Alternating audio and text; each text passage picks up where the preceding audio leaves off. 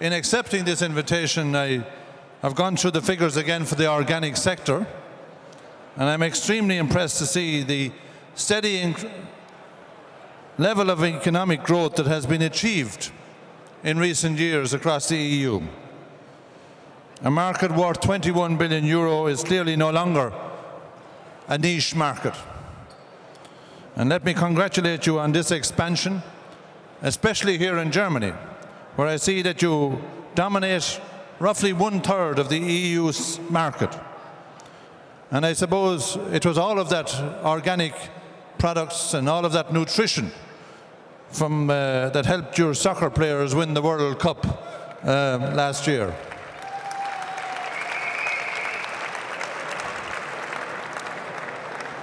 As you know, one of the main priorities of the new Commission under President Jean-Claude Juncker is to see that we can do at European level whatever we can to improve jobs and growth. And this is my message to you today.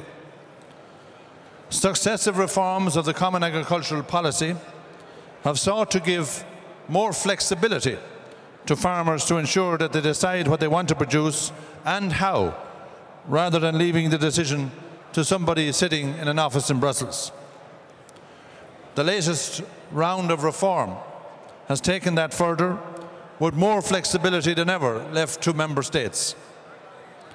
And for the organic sector, I am particularly optimistic that the additional flexibility to member states and regions in managing their rural development plans will enable regional authorities to provide the support they deem fit for the organic sector.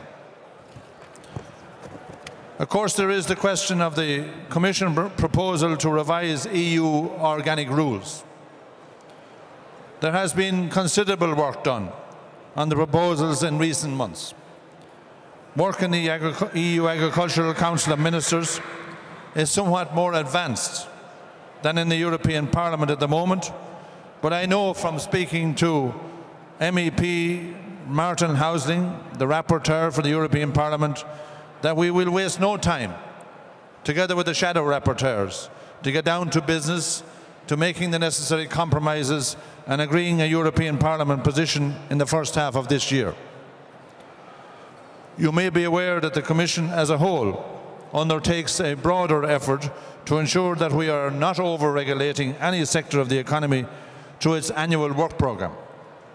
And as part of this, the Commission has proposed that an agreement on the new organic rules, if we can reach agreement, should be reached by the middle of this year. Otherwise, the proposal risks being withdrawn by me.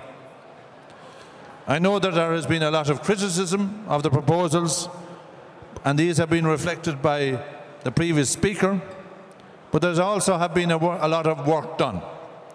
And surely I see this as a foundation on which we can build our negotiations. Failure to move forward would probably mean a further delay of up to 5 years in improving the regulatory framework of a dynamic and growing sector.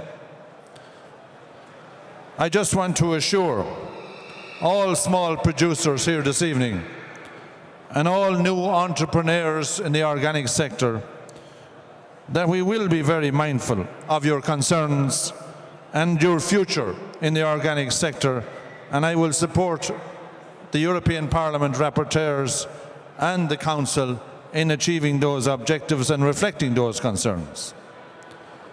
There is not just scope for growth of the organic sector in the internal market, because we are now developing global markets for EU organic produce.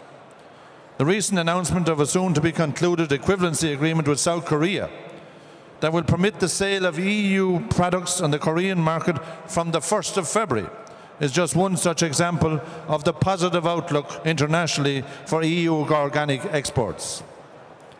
As you know, I've only entered this discussion since I became Commissioner last November, but there is one thing that has been very clear to me from the start, which everybody seems to agree on, and that is the current legal framework needs improvement. It would therefore be rather unwise not to pursue the tightening of rules for certified organic standards in non-EU countries, or our attempt to make organic certification easier for small farmers. Any move to ease the entry and expansion of smaller farmers into the sector has to be pursued seriously and become part of the growth and jobs focus of the new Commission. I don't want to go into the individual aspects of the proposals, especially at this stage of the negotiating process, but let me simply say that I am sensitive to the concerns that have been expressed on many of the issues, on the condition that the new rules help maintain consumer confidence in EU organic products and do not make the EU organic sector any less competitive, especially here on the European market. We need to reduce regulatory burdens, harmonise the rules at EU level and better control imports to ensure a level playing field for European producers, among other things. So I am willing to work with the European Parliament and the European Council to find an acceptable and balanced way to address the concerns that you have brought to my attention, expressed by you as stakeholders to date, and it is indeed the objective and my objective of the institutional discussions to take due account of reasonable positions.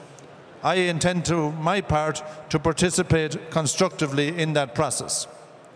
Failure to engage, I will warn you, will mean that we may miss the chance to improve the present legislative framework in a reasonable time frame. So I would say, please work with your ministry, work with your MEPs so that we can find a workable and pragmatic solution. Let me just repeat that the main political priority of this Commission is to promote jobs and growth.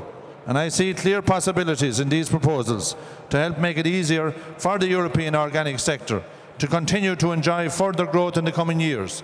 And can I conclude by saying, let's go for it. Thank you very much.